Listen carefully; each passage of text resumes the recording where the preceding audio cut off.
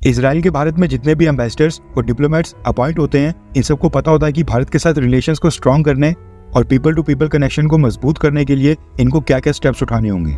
और सभी Israeli diplomats Bharat के लोगों के लिए हमेशा एक स्टेप बढ़कर ही एफर्ट करते हैं। इस बार भी इसराइल के भारत में एम्बेसडर रियोवेन अजर ने ऐसा ही किया है। एक तरफ अमेरिका से लेकर कनाडा, ब्रिटेन, न्यूजीलैंड और कई सारे वेस्टर्न देश भारत के ऊपर आरोप लगा रहे हैं कि भारत सरकार फॉरेन सॉइल के ऊपर क्रिमिनल एक्टिविटीज में इन्वॉल्व है। मोदी सरकार हिंदू नेशनलिज्म को प्रमोट कर रही है। और दूसरी तरफ न्यूज निकल कर आ रही है कि इसराइल के भारत में एम्बेसडर हिंदू धर्म के समर्थन में आ खड़े हुए हैं। दरअसल न्यूज आ रही है कि इजरायली एम्बेसडर रियोवेन अजर पिछले कल यूपी के भव्य राम मंदिर में दर्शन करने के लिए गए थे। उन्होंने अपने साथ अपनी वाइफ और अपनी टीम को भी भव्य राम मंदिर के दर्शन करने के लिए लिया था।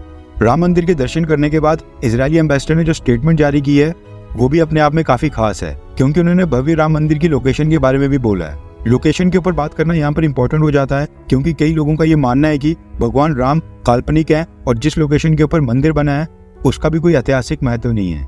कई मुस्लिम देशों ने तो भारत को इसी लोकेशन के ऊपर मंदिर बनाने के लिए टारगेट भी किया था। इसलिए इजरायली एम्बेसडर का राम मंदिर की लोकेशन के ऊपर बोलना ये काफी इंपॉर्टेंट डेवलपमेंट है।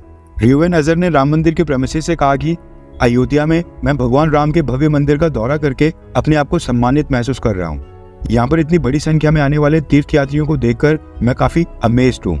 भारत और इजराइल के लोग बहुत ही एंशिएंट यानी कि प्राचीन सभ्यता के लोग हैं, क्योंकि हमारा धर्म, हमारी परंपरा और हमारी विरासत ये सबसे प्राचीन है।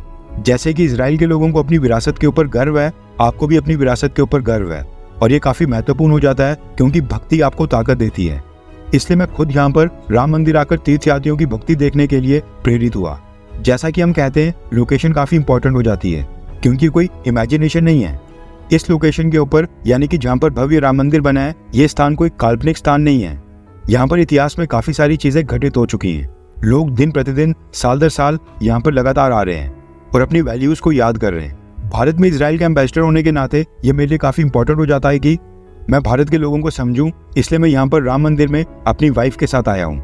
हमें भारत के कल्चर और भारत की संस्कृति के बारे में और भी गहराई के साथ जानने का मौका मिल रहा है। इसके साथ ही इजरायली एम्बेसडर ने अयोध्या जाने से पहले यूपी के चीफ मिनिस्टर योगी आदित्यनाथ के साथ लखनऊ में भी एक मीटिंग की थी।